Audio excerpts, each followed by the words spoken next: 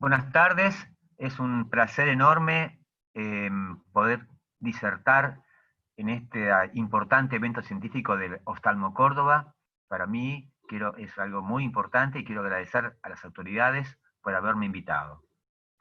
El tema que voy a desarrollar se refiere a la investigación en oftalmología durante la residencia y el periodo de formación. Es decir, cuál es la importancia que tiene para el residente interesarse por temas, investigar cómo va a incidir en su formación.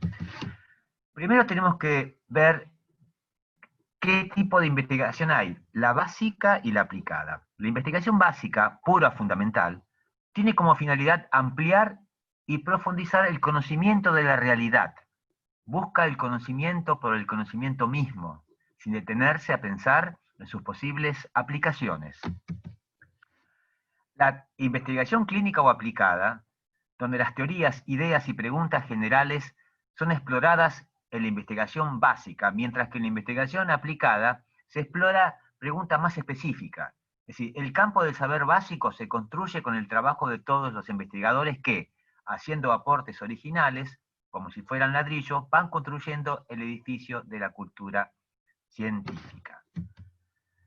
Antes de pasar a nombrar los premios Nobel argentinos de medicina, quiero volver a rescatar que la investigación básica en general necesita de mucha apoyo económico.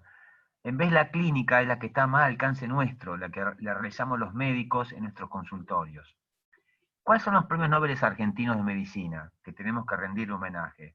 Bernardo Husay, en el año 1947, descubriendo cuál era el efecto de las hormonas hipofisiarias sobre la glicemia, recibió el Premio Nobel de Medicina por sus aportes a el tratamiento de la diabetes. Federico Leloir investigó sobre los nucleótidos de azúcar y su relación con los hidratos de carbono. Y esto le permitió entender bien algunas enfermedades como la galactosemia. Y César Milstein fue el que diseñó la teoría de los anticuerpos anticlonales.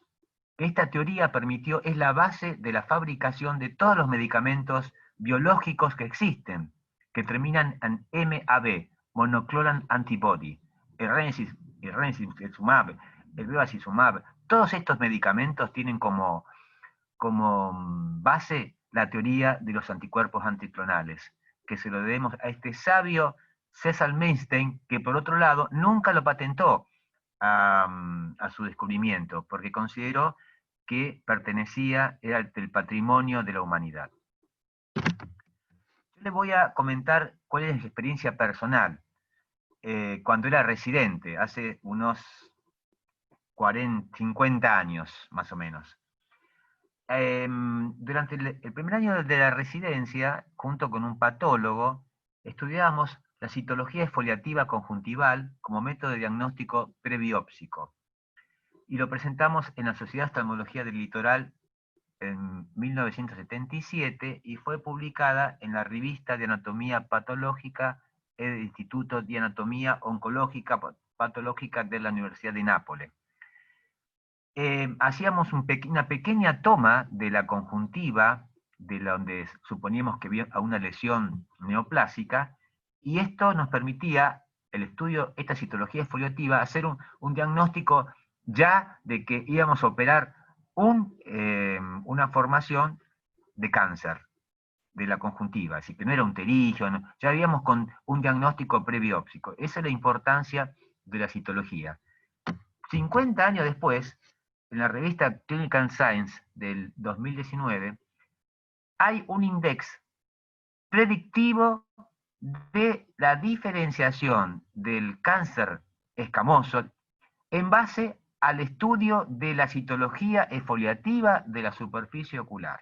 Fíjense ustedes la importancia y fue realmente un asombro para nosotros que actualmente en una revista tan importante tomara nuevamente la citología exfoliativa como método diagnóstico. Después, en el año 78, publicamos en la revista Archivos de Oftalmología de Buenos Aires el diagnóstico, evolución clínica y tratamiento de una forma incompleta del síndrome de Foucault-Koyanagi-Arada.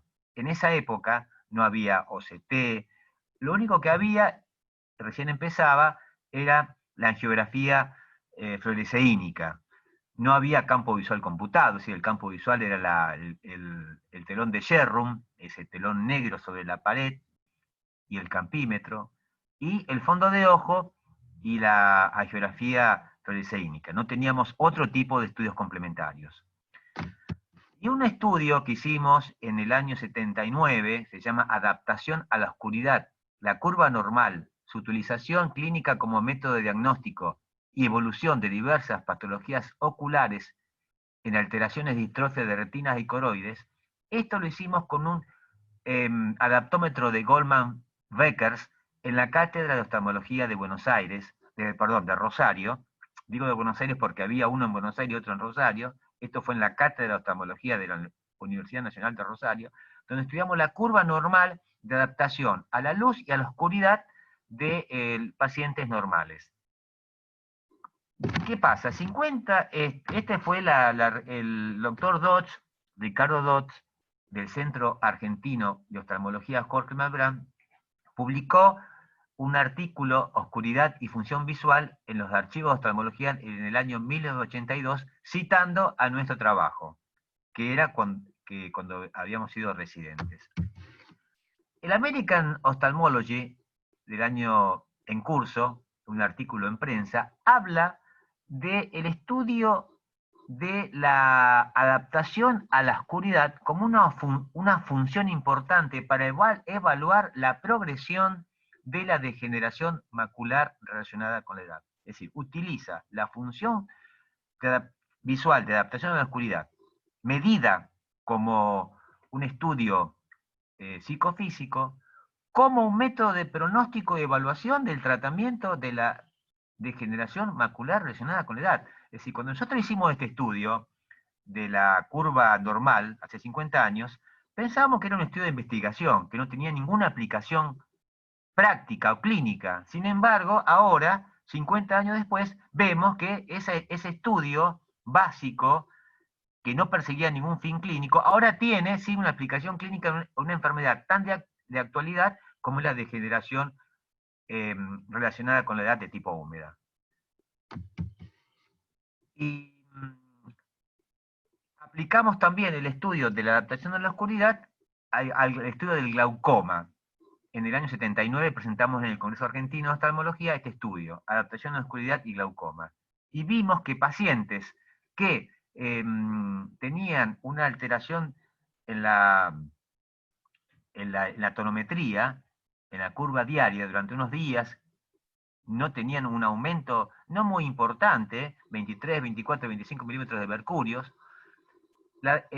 haciéndole el estudio de adaptación de la oscuridad, no había una alteración de la curva de adaptación en pacientes con glaucoma con alteraciones de la optometría temporaria, como así tampoco en la percepción de los colores, porque también hicimos un estudio de los colores en estos pacientes.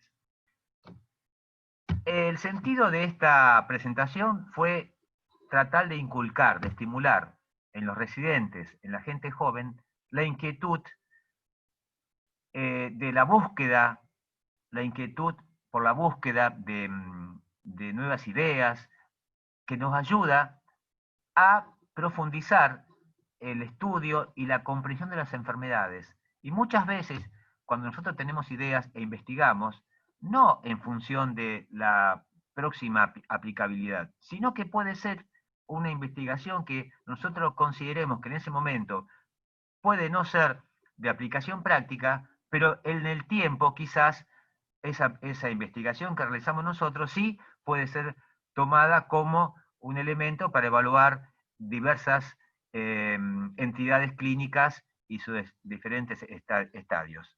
Muchísimas gracias nuevamente por la atención dispensada y a las autoridades por haberme dado este espacio. Han sido ustedes muy amables.